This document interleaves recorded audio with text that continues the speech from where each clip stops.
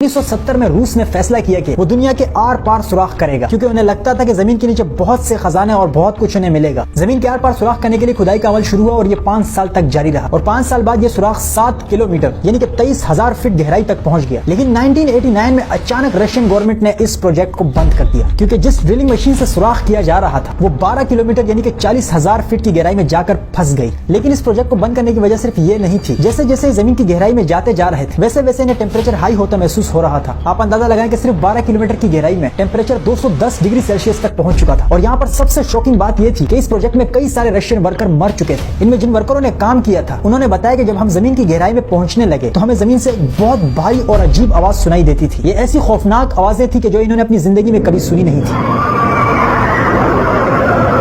और इन आवाजों के अलावा जमीन के अंदर खामोशी कभी कभी बहुत ज्यादा फील होती थी, जिसकी वजह से इन्हें बहुत ज्यादा खौफ आता था। और जमीन के अंदर जैसे जैसे घुसते जाते थे इनको अपना आप बहुत भारी महसूस होता था, जिससे ये बात पता चली कि जमीन के अंदर जैसे जैसे आप जाते जाएंगे तो ग्रेविटी यानी कि कशिश शकल मजबूत होती जाएगी, यानी जमीन आपको अपनी तरफ मजीद जोर से खींचने लगेगी। इन पुरस्कार चीजों के अलावा एक चीज ये भी थी कि जमीन में जिस रफ्तार से ड्रिलिंग की जा रही थी उस हिसाब से ये लोग 1140 साल में सिर्फ जमीन के आधे तक पहुंच पाते। तो सोचिए आर पार निकलने में कितना टाइम लगता। बहरहाल ये आज तक का जमीन पर इंसानों की तरफ से किया गया सबसे बड़ा सुराख है, जिसे Kola super deep bore hole के नाम से जाना जाता है। और इस प्रोजेक्ट को खत्म करने के बाद इस सुराख को हमेशा के लिए वेल्ड करके बंद कर दिया गया है।